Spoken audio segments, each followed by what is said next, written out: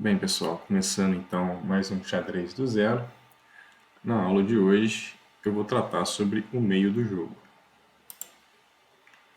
Bem, na aula anterior, aula 2, a gente tratou sobre a abertura. Eu apresentei para vocês 7 regras da boa abertura, 3 aberturas populares e 3 defesas populares, que o pessoal gosta de usar bastante aí para começar o jogo, e também algumas armadilhas que aí os jogadores principiantes normalmente caem logo na abertura e acabam perdendo partidas rapidamente. O tema da aula de hoje é o meio do jogo.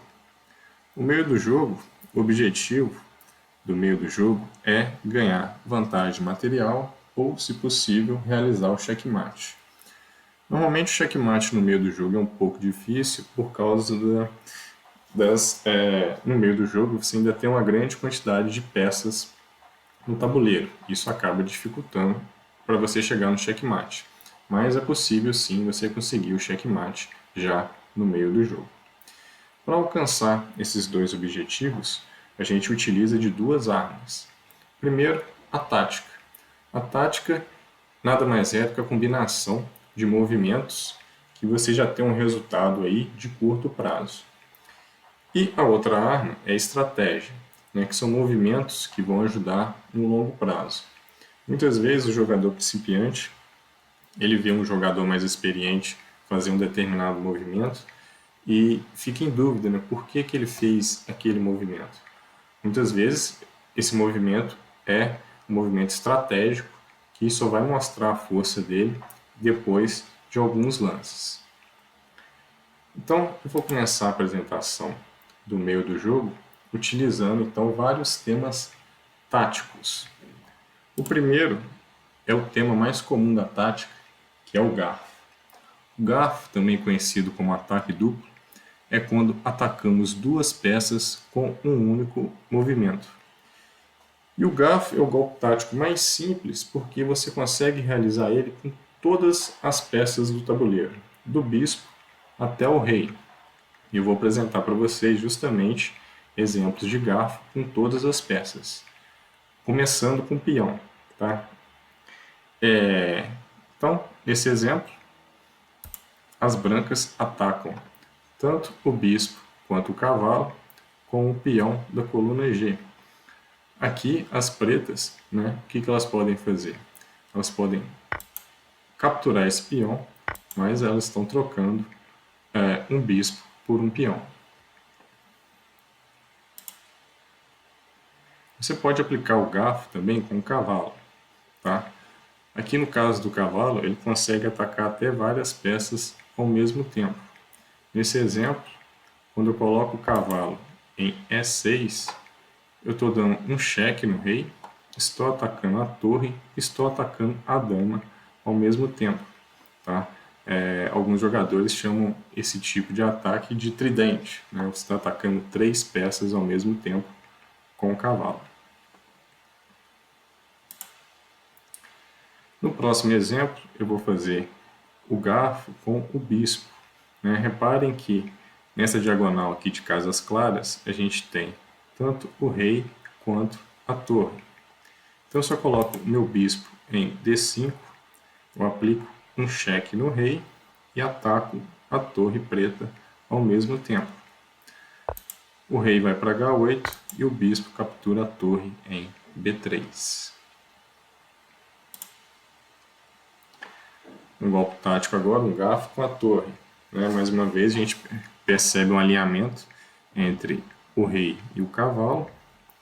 Se a gente coloca a torre em E6, aplico um cheque no rei e ataco o cavalo ao mesmo tempo. O rei vai para F7, saindo do cheque, e a torre captura o cavalo em C6. O garfo agora com a dama. Né? Eu não posso, obviamente, colocar a dama em D8, porque senão a torre capturaria a dama. Mas eu posso colocar a dama em D5. Né? Estou atacando nesse ponto, eu ataco o rei e a torre ao mesmo tempo. O rei sai para G7 e a dama captura a torre em A8. E no último exemplo do garfo, vou realizar o garfo com o rei. Né? Nesse ponto aqui, se eu coloco o meu rei em D4, eu estou atacando tanto o bispo quanto o cavalo das pretas ao mesmo tempo. As pretas defendem o bispo e agora as brancas conseguem capturar o cavalo com o rei. Então o garfo é a nossa arma tática mais comum que pode ser realizado por todas as peças do tabuleiro. O próximo tema tático é a cravada absoluta. O que é a cravada absoluta? Ela vai acontecer, né, quando uma peça é atacada e essa peça ela não pode se mover, porque o movimento dessa peça deixaria o seu rei em xeque. Então, quando as brancas colocam o bispo em C4, elas têm uma cravada absoluta em cima do cavalo de D5, porque esse cavalo não pode se movimentar, porque atrás dele, nessa diagonal de casas claras, se encontra o rei. Nesse caso aqui, as pretas colocam o rei em H8 e as brancas conseguem capturar o cavalo em D5. Além da cravada absoluta, que é relativa ao rei, a gente vai ter a cravada relativa. No caso da cravada relativa, ocorre que você vai atacar uma peça e essa peça ela não vai poder se movimentar porque ela deixa uma peça de maior valor exposta. Então aqui as brancas elas vão colocar o bispo em G5 e aí você tem uma cravada relativa nesse cavalo. Por quê? Porque se eu tiro esse cavalo da casa de G5, eu coloco a minha dama em ataque direto com o bispo. Né? As brancas acabam capturando a dama. Reparem o seguinte, na cravada absoluta, né, não existe a possibilidade de eu movimentar com o cavalo. Não tem como, esse cavalo não consegue, eu consigo mover qualquer peça, menos o cavalo. Ele está preso aqui porque é a cravada em cima do rei. Agora, a cravada relativa, né, mesmo sendo uma desvantagem mover o cavalo, eu já consigo mover ele. E no caso, eu vou perder a dama. Essas são as diferenças entre a cravada absoluta e a relativa. A próxima tática é o ataque descoberto. O ataque descoberto ele vai ocorrer quando uma peça vai se mover e vai permitir o ataque de outra peça. Aqui eu vou ter um cheque descoberto, tá? Porque eu vou colocar o bispo branco em F3. Quando esse bispo se movimenta, o que acontece? Eu tenho uma torre atacando diretamente o rei, eu tenho um cheque. Tá? Então, se é cheque, o rei tem que sair desse cheque de alguma forma. As pretas colocam o rei em D7, só que aqui, né, as pretas acabam perdendo a dama. Isso é um ataque descoberto. O cheque duplo é a arma mais forte que você vai ter no xadrez. Tá? O cheque duplo ele vai ocorrer quando duas peças aplicam o cheque ao mesmo tempo no rei. E isso, né, a única forma do rei sair desse cheque duplo é se movimentando. Não tem como você bloquear outra peça ou capturar um dos atacantes. A única forma de sair desse cheque duplo é se movimentando. Então, quando eu coloco o cavalo em H6, eu não posso capturar esse cavalo com o bispo, porque o rei está sendo um cheque, tanto com o cavalo, o rei não posso capturar o cavalo com o peão, porque ele está sendo atacado, tanto pelo cavalo quanto pela dama. Então a única solução para as pretas nessa situação é esconder o rei em H8. Temos também o raio-x. Né? O raio-x ele vai ocorrer quando atacamos uma peça de alto valor para capturar outra peça. Né? Então a ideia aqui, nesse caso, né, eu vou colocar a torre branca em B1, eu estou atacando o rei. Mas a minha ideia é capturar a torre que está em B8, que está atrás do rei. Esse é o ataque raio-x. O rei vai sair do cheque e aqui a torre preta vai ser capturada. Outro tema tático é o movimento intermediário. O que é o movimento intermediário? Ele vai ocorrer quando o jogador vai atrasar um movimento esperado para criar uma ameaça a qual o oponente ele é forçado a responder. Então, aqui as pretas, elas capturam a dama das brancas. Uma reação natural é já capturar imediatamente essa dama preta. Tá? Só que você pode ter aqui algumas jogadas intermediárias, como por exemplo, o cavalo ele pode capturar esse peão que estava em E7 e aplicar um cheque ao mesmo tempo no rei. As pretas aqui, elas são obrigadas a movimentar o rei. E aí, novamente, você tem mais um movimento intermediário. O cavalo pode capturar outro peão em G6. Mais uma vez, as pretas têm que sair do cheque com o rei. Mais um movimento intermediário. E agora sim, as brancas, né, recapturam a dama das pretas. Então, ao invés de ter capturado rapidamente ali a dama preta e perdido até o cavalo, porque aqui o cavalo ele estava sendo atacado pelo bispo, né? As brancas utilizaram aí 3 movimentos intermediários, capturaram 2 peões, salvaram o cavalo que estava sendo atacado e mesmo assim conseguiram recuperar a dama.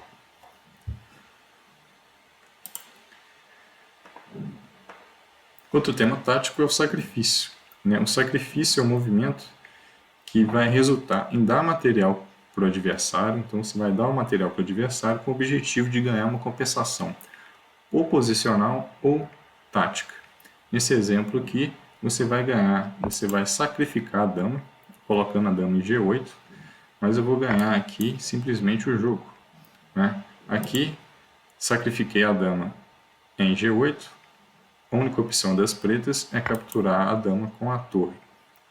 Só que agora as brancas conseguem aplicar o checkmate com o cavalo em F7. O rei aqui ele não consegue se movimentar, as pretas não têm nenhuma peça para capturar o cavalo branco. Então, checkmate para as brancas. O sacrifício da dama foi válido. Ô Luiz, Sim. escapou aqui uma dúvida da Evelyn, eu vi aqui agora no chat, sobre a questão do garfo. Ela faz a seguinte pergunta: todas essas formas de realizar o garfo que você apresentou, tem 3 peças meio que alinhadas? Sim.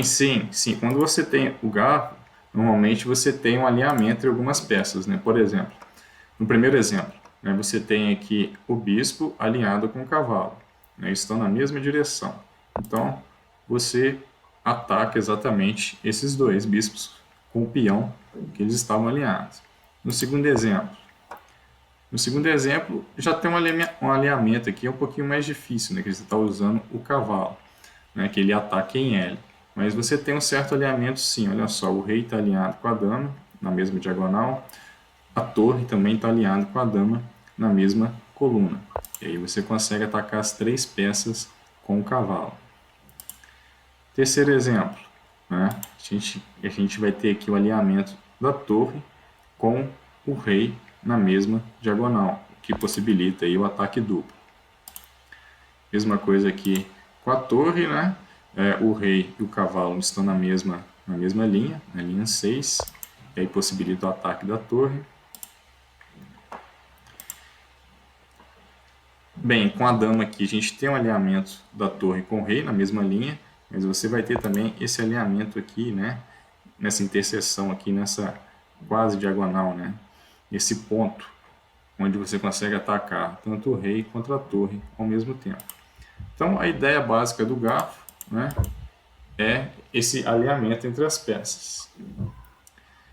Voltando aqui agora, estava no sacrifício, Fiz o sacrifício aqui da dama. Agora um sacrifício de troca, tá?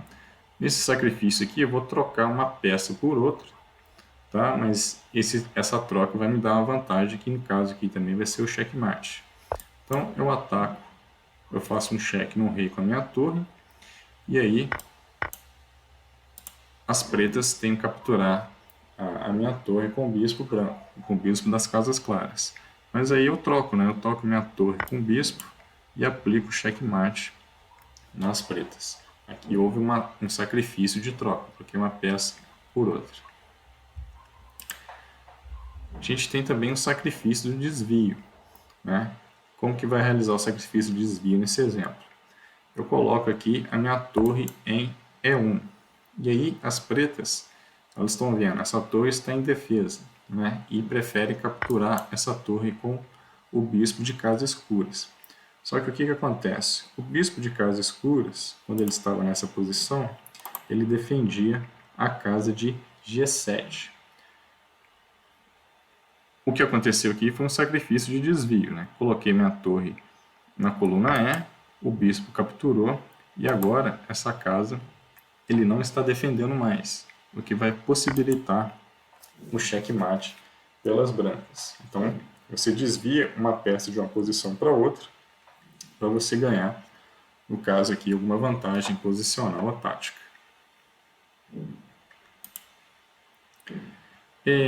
Um dos temas de tática também é a questão das peças sem defesa. Tá?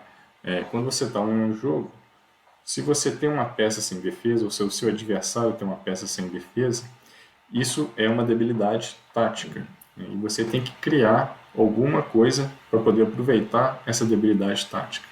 Nesse exemplo, as pretas têm um cavalo sem nenhuma defesa.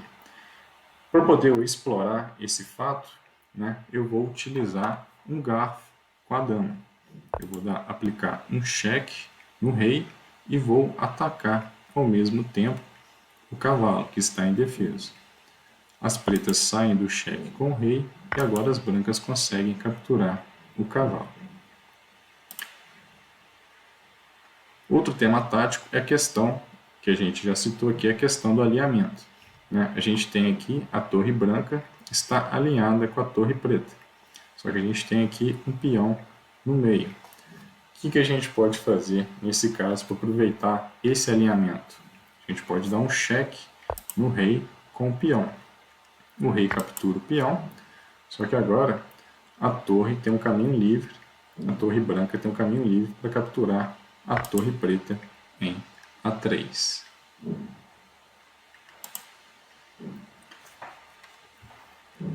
Bem, agora a gente tem que avaliar também a questão da mobilidade das peças.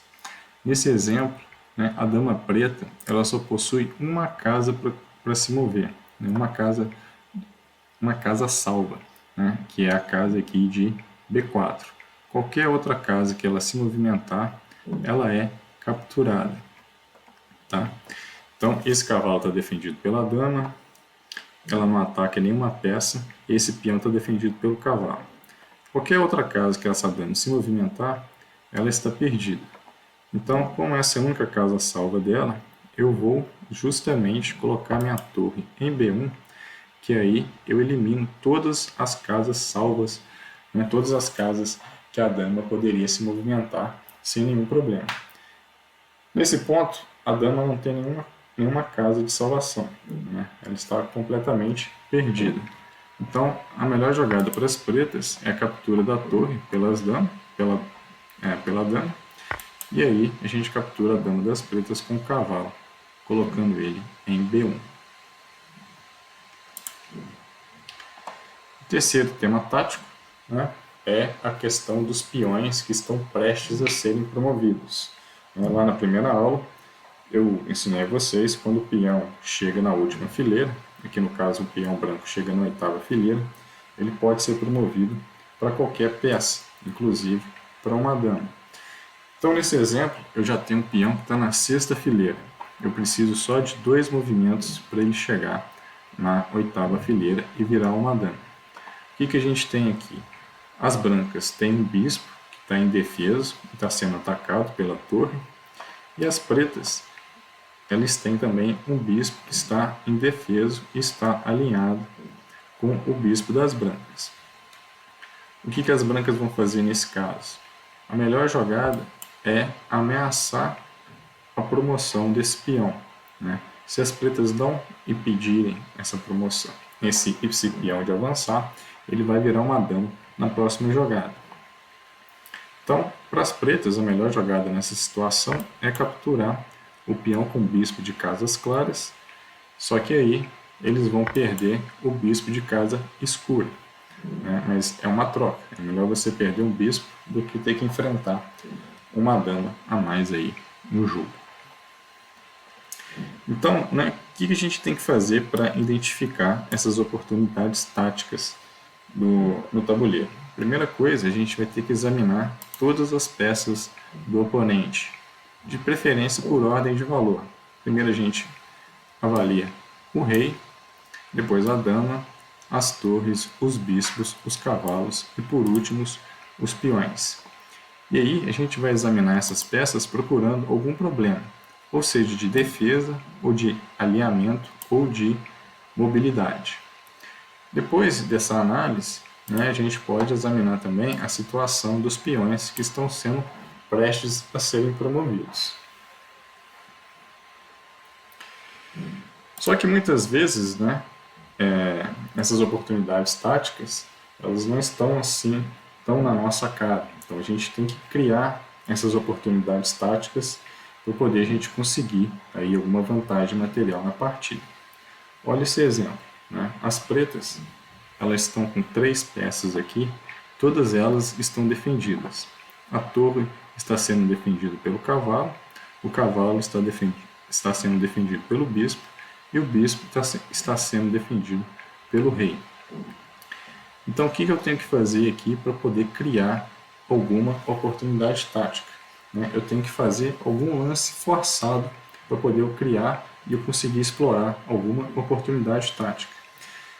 O que é o lance forçado? O lance forçado ele pode ser o cheque, né? Pode ser uma captura ou alguma ameaça. Né? Eu vou ameaçar o checkmate, eu vou ameaçar uma promoção de peão ou vou ameaçar uma captura.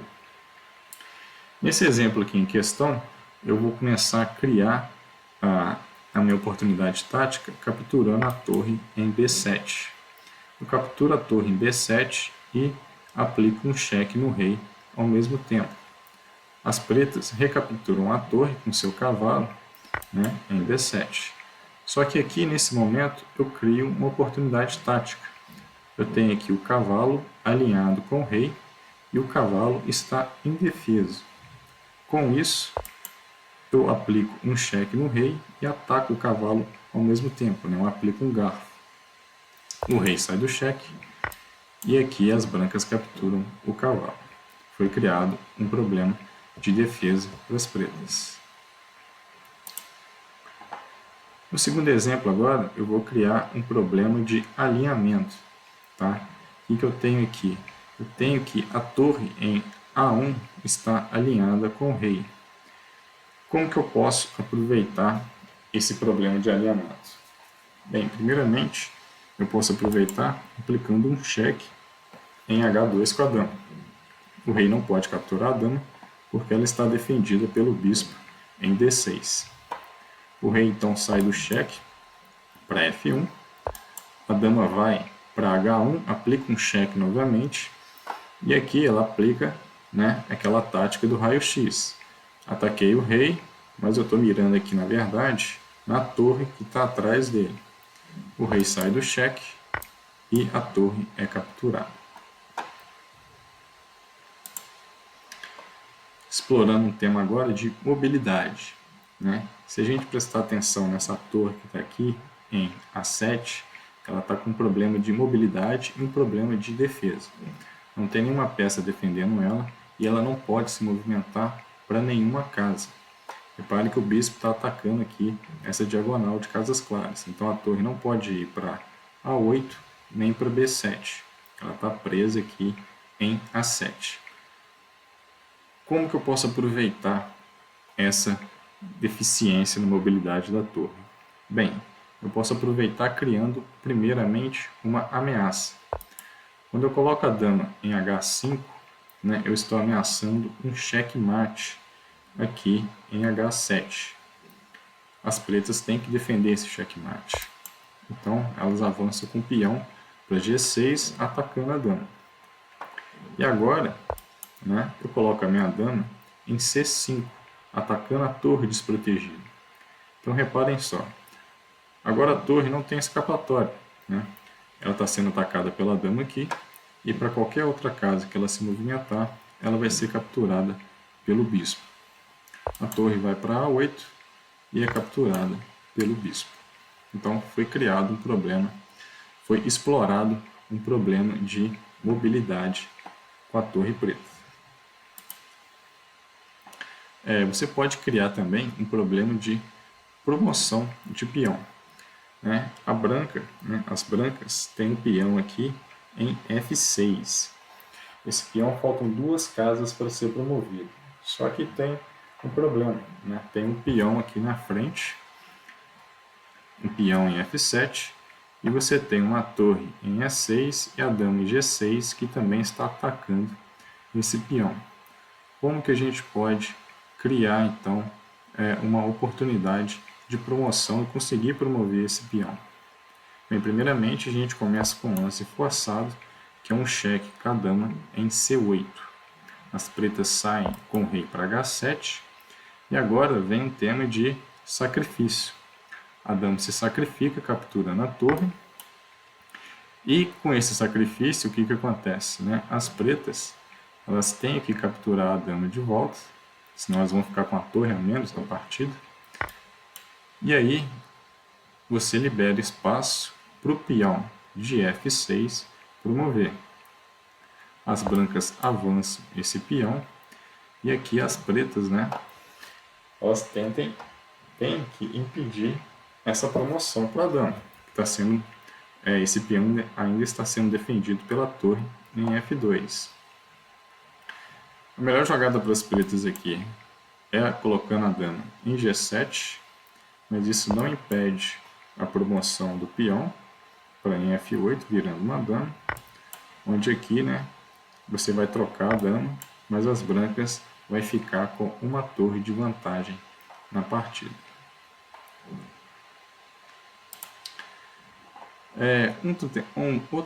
Outro tema tático é como que a gente faz para ganhar peças que estão defendidas. Nesse caso aqui, o cavalo branco está sendo atacado pelo rei, mas ele está defendido pela dama. A gente consegue capturar esse cavalo simplesmente adicionando mais uma peça atacante. Nesse caso aqui, basta colocar a dama em E5, Eu estou atacando agora o meu cavalo e estou atacando aqui o rei ao mesmo tempo. Foi no cheque. As brancas vão ter que sair com o rei, sair do cheque. Só que aqui as pretas podem capturar esse cavalo com a dama. E aí, vantagem material para as pretas. Mais uma forma aqui de ganhar uma peça que está sendo defendida é subtraindo a defesa do oponente. No primeiro exemplo, eu adicionei um atacante. Nesse exemplo, eu vou tirar o defensor. A dama ela está querendo capturar, as brancas querem capturar essa torre aqui com a dama em G5. Só que a torre em H6 ela está sendo defendida pelo peão de G7. Para eu capturar essa torre, então basta eu subtrair a defesa desse peão. Eu vou capturar aquele peão com um bispo e vou ao mesmo tempo dar um cheque no rei. As pretas capturam o bispo com o cavalo, só que agora não tem nenhuma peça defendendo a torre de H6, que pode ser capturada pela dama.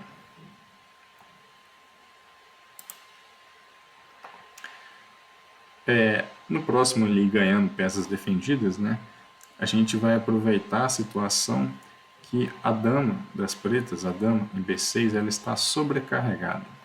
Ela está defendendo a torre em A5, defendendo o cavalo em C5 e defendendo o bispo em C6. Tá? Então, como é que a gente pode aproveitar essa situação? A gente pode capturar esse bispo com a torre. Então a gente capturou o bispo com a torre e então estamos atacando a dama ao mesmo tempo. As pretas respondem capturando a torre de volta. Só que agora a dama que estava defendendo a torre em H5 não está mais, A torre está em defesa. Essa torre pode ser capturada pela dama.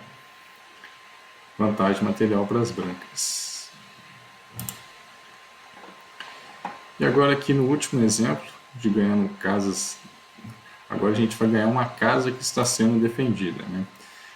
Vejamos só, olha só, se esse cavalo que está em E3 estivesse em F5, ele conseguiria aplicar um garfo, tanto no rei quanto na torre de D6. O rei que está em H6 e a torre em D6. Só que essa casa ela está defendida pelo bispo de E4. Tá? Então, para eu conseguir fazer esse garfo, primeiro eu tenho que remover esse defensor. Removi o bispo, capturando ele com a torre em E4. As pretas capturam agora a torre de volta, só que aqui, né, as brancas agora elas conseguem aplicar o garfo no rei e na torre. Então as brancas, né, trocam uma torre por um bispo e uma torre, conseguindo aí uma vantagem material e indo para o final do jogo praticamente ganha. Então, até aqui eu mostrei para vocês, né, vários golpes táticos que a gente consegue utilizar aí no xadrez. Vamos mudar o tema agora, a gente vai entrar dentro de estratégias. Tá? Quais são as estratégias que são os movimentos que vão dar vantagem para o jogador no longo prazo que a gente aplica no meio do jogo? A primeira estratégia é a estratégia de ganhar espaço. Tá? Esse exemplo aqui a gente vê que claramente as brancas ocupam um maior espaço que as pretas. Tá? Qual que é a vantagem de você ganhar espaço? Bem, se você tem mais espaço que o seu adversário, consequentemente, o seu adversário ele vai ter uma menor mobilidade. E aí vai acabar acontecendo em algum determinado momento, né, que essa menor mobilidade do adversário, você vai conseguir criar alguma oportunidade tática que você vai conseguir aproveitar. Outra estratégia do jogo é centralizar as peças. A gente tem aqui o cavalo centralizado e o bispo centralizado. O que a gente repara? A gente tem aqui no caso um cavalo no canto e um bispo mais no canto. Repare que as peças centralizadas elas têm uma mobilidade muito maior do que as peças que estão no canto. Então, sendo possível colocar alguma peça no centro do tabuleiro, mais próximo do centro do tabuleiro, essa peça sua ela vai ter uma maior mobilidade, ela vai ter inclusive um valor maior ali de ataque e de defesa.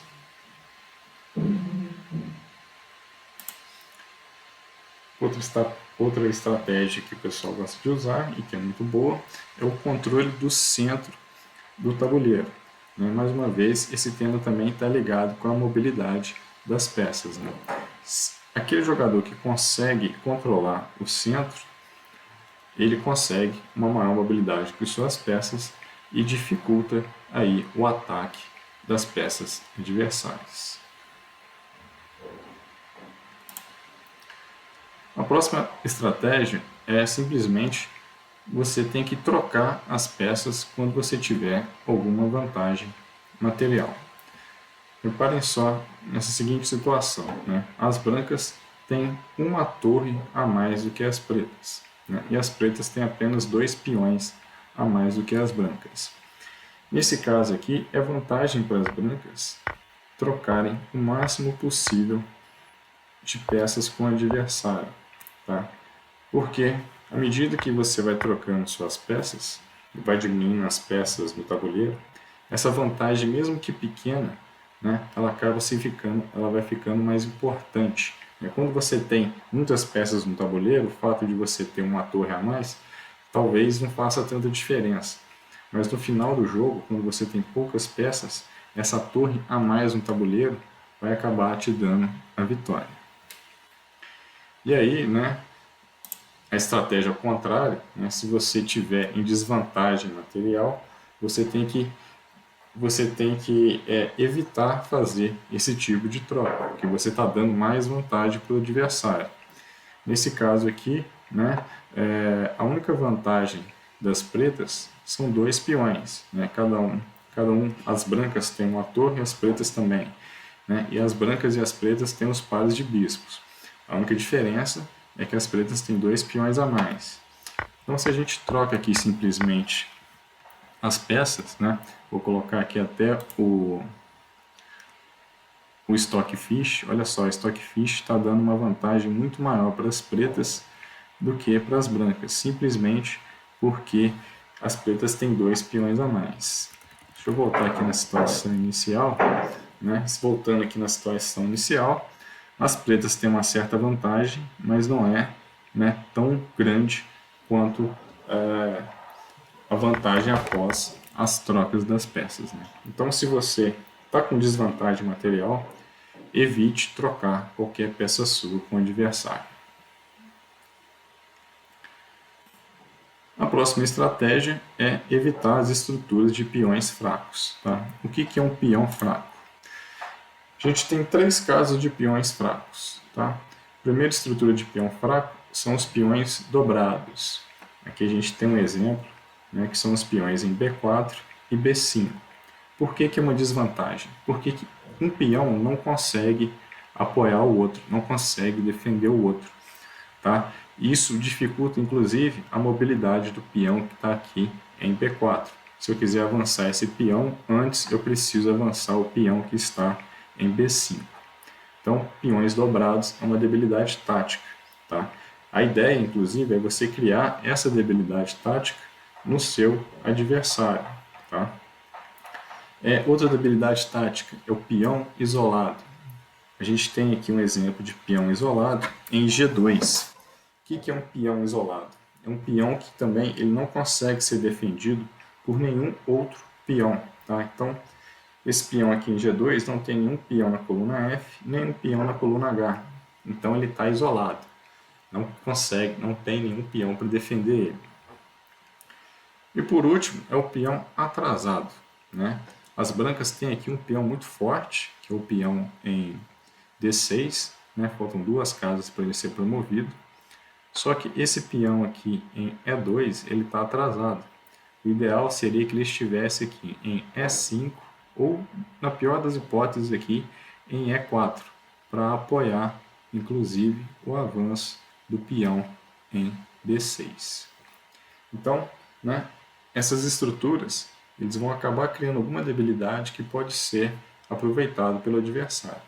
Então, o ideal é criar essas estruturas debilitantes de peões fracos no adversário. A gente vai ter que criar peões fortes. O que é um peão forte? O primeiro é o peão passado. O que é um peão passado? Um peão onde não tem nenhum peão adversário que vai conseguir impedir a promoção dele. Então, as brancas aqui têm um peão em A6, né? Faltam 2 casas para chegar aqui em A8 ele ser promovido. E as pretas não têm nenhum peão, nem na coluna A, para impedir o avanço desse peão, e nem na coluna B, que poderia capturar esse peão. Então, esse é um peão passado das brancas, é um peão forte. E uma estrutura de peão forte também são os peões conectados. Né? São os peões conectados aqui de F2 até C5. A única forma de você quebrar essa estrutura de peão é na sua base. Exatamente aqui o peão que está em F2. Se você for capturar um peão aqui em D4 ou em E3, você vai acabar, né, perdendo ali uma peça sua e não vai enfraquecer tanto esses peões conectados. Outra estratégia que tem que ser seguida, né, interessante ser seguida, é tentar manter o seu par de bispos até o final do jogo. Por quê? Né? Nesse exemplo aqui, as brancas estão com o seu par de bispos e as pretas estão com o seu par de cavalos.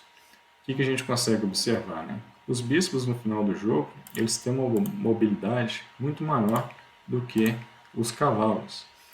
E eles conseguem, com o par de bispos, você vai conseguir atacar e defender tanto as casas claras quanto as casas escuras facilmente, o que você não consegue com os cavalos, é que vai demorar muito tempo para você levar o cavalo de um ponto para o outro no tabuleiro.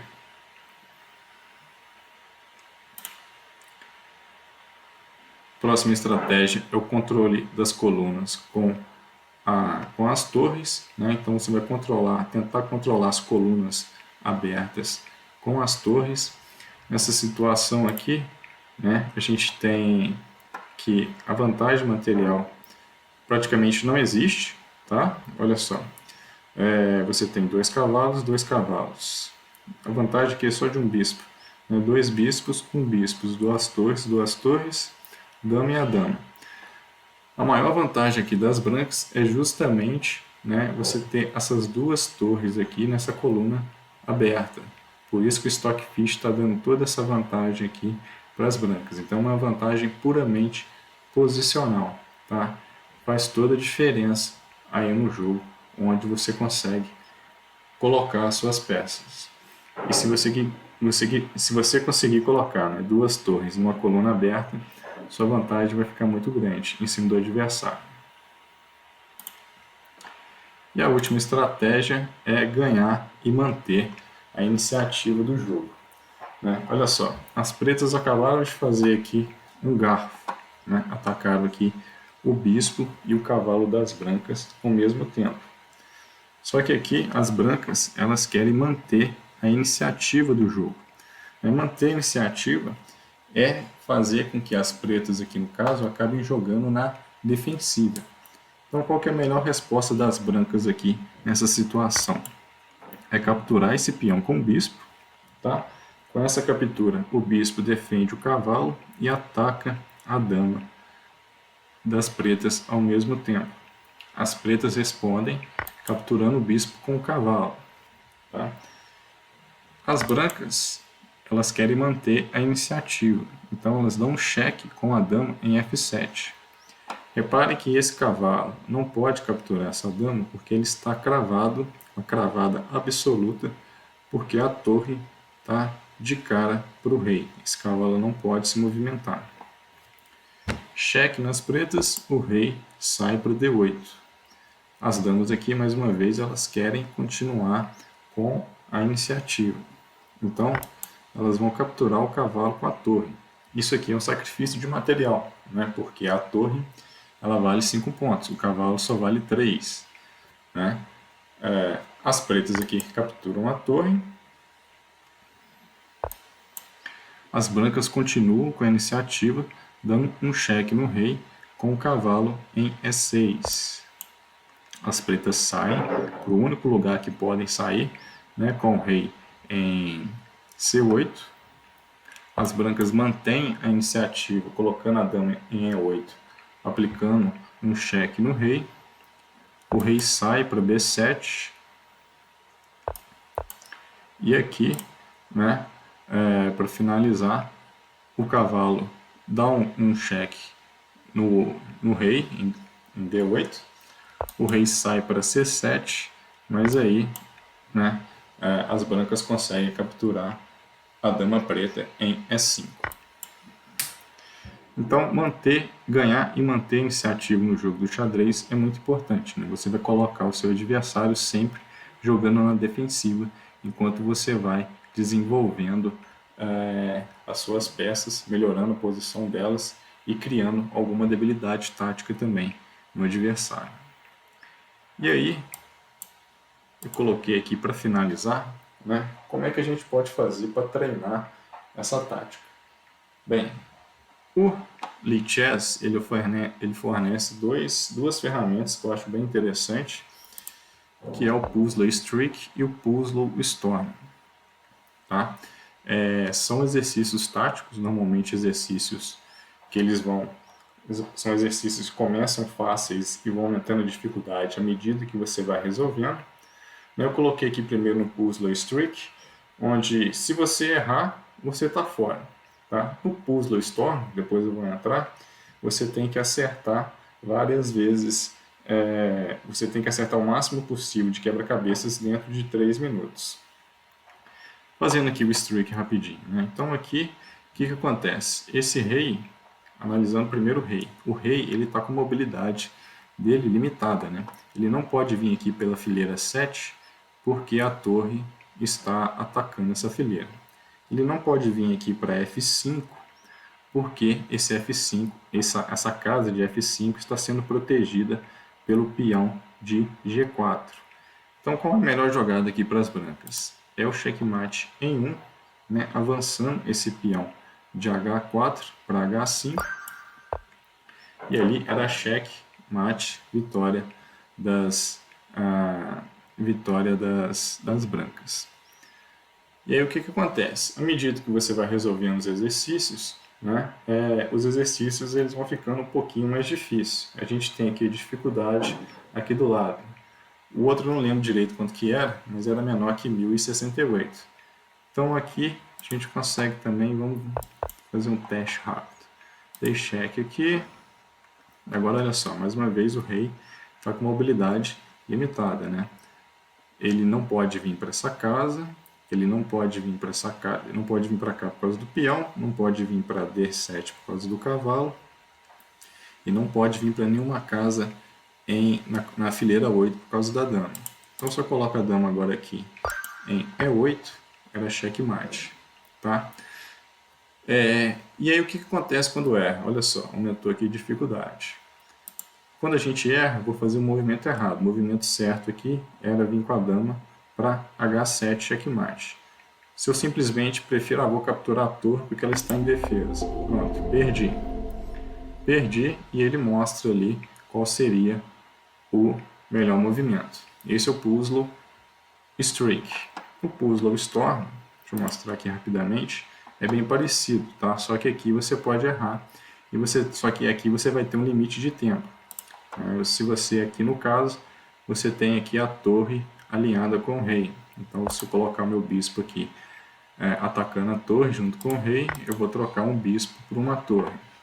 À medida que você vai resolvendo, o tempo vai acabando. Se você resolver uma sequência grande de quebra-cabeças certos, você consegue ganhar alguns segundos na partida. Nesse exemplo aqui, eu consigo aplicar um garfo também com o cavalo. Eu apliquei um garfo aqui no cheque e ataquei a torre ao mesmo tempo. Captura a torre. E assim você vai indefinidamente até o tempo acabar. Quando você erra, deixa eu fazer um movimento errado aqui, você perde tempo. E aí quando chega lá no final da série, você consegue ver aqui todos os quebra-cabeças que você fez e os que você errou, né? Você pode vir aqui o que você errou, você pode tentar fazer ele de novo, acertar. Vamos ver, só errei esse, né? Então, pessoal, é isso. Se vocês quiserem melhorar no xadrez, eu aconselho muito a fazer principalmente aqui o Streak, né, onde você não tem tempo, né, você consegue fazer com calma, você consegue pensar exatamente o que você precisa fazer. Né, fazer aqui só mais um exemplo rapidinho. Né, olha só, eu consigo fazer aqui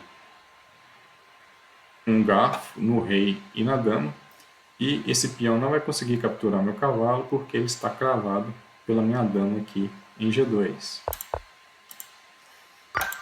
E é assim que você vai melhorando no xadrez de maneira até rápida, né? Porque você acaba acostumando exatamente com esses sistemas táticos. Tranquilo? Alguma dúvida, alguma pergunta? Eu Ô, Luiz, Evelyn, pode falar, Evelyn. não, é que eu só estava dizendo que por enquanto não tem nenhuma dúvida.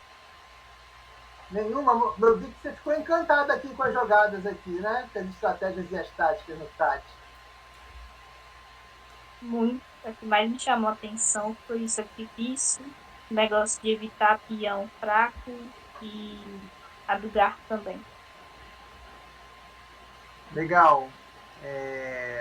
Eu também não tenho dúvida não, o Luiz, mas eu fico assim, é impressionante, estamos aqui numa oficina de iniciação, né, o universo que você tem aí de táticas e estratégias que possibilitam o desenvolvimento do jogo é impressionante, né?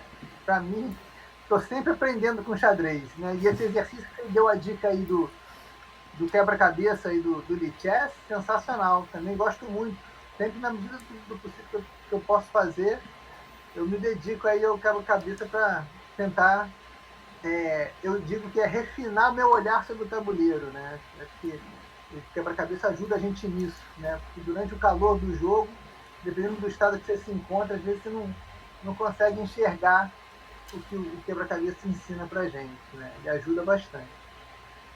Eu tenho um livro que o cara lá fala, o autor, ele fala que a forma mais rápida principalmente do jogador principiante, desenvolver no xadrez é justamente treinar tática. Não é nem ficar jogando vários jogos. Ele aproveita muito mais resolver vários desses problemas táticos do que fazer várias partidas, né? É aqui que você acaba aprendendo ali, né? O núcleo do xadrez, né? Sim, até uma coisa assim, que eu já vivi um pouco, outras pessoas que eu tenho conversado também, essa questão de uma certa, ainda mais nesse xadrez online, que fica muito fácil, uma certa compulsão de jogo, né? E Sim, aí, essa compulsão para mim não é saudável. Essa repetição, porque você fica condicionado a um determinado tipo de jogo, se você não se esforça para mudar esse padrão, essa repetição ela é inócua para mim, não gera aprendizado, né? Fica naquela ansiedade de querer jogar, e fica é o que eu disse, uma compulsão. principalmente quando você joga o jogo rápido ali, né? O Blitz, né? Jogos de 3 minutos, lá 6 minutos no máximo. Aí você acaba uma partida, você quer começar outra, é igual cachaça. Tipo isso. Sabe, mas eu tomei um certo cuidado, eu percebi isso, por exemplo, recentemente eu comecei a investir em jogos de 1 minuto. Eu dei uma parada no sentido assim, não, joguei aí eu faço uma análise do jogo e estudo, faço a análise do jogo, estudo o jogo. O que eu errei, o que eu acertei, o que eu poderia ter melhorado. Eu acho que isso é mais saudável. Com certeza. E me controlo nessa compulsão aí de, mais uma. Aí ainda mais quando você ganha, né? Você fica estimulado. Você empolga, né? É isso aí. Mas, Legal, gente. Laura, tem alguma pergunta? Laura tá sem microfone, né?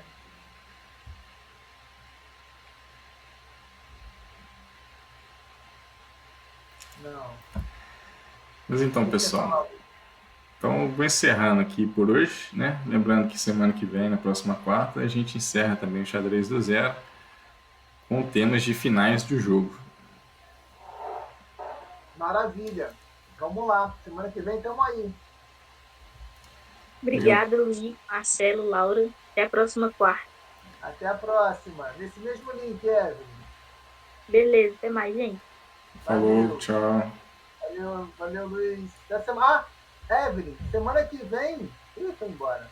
Semana que vem. Amanhã tenta divulgar nosso evento. Vou mandar para ela. Beleza. Ela deve estar sabendo. Valeu. Falou.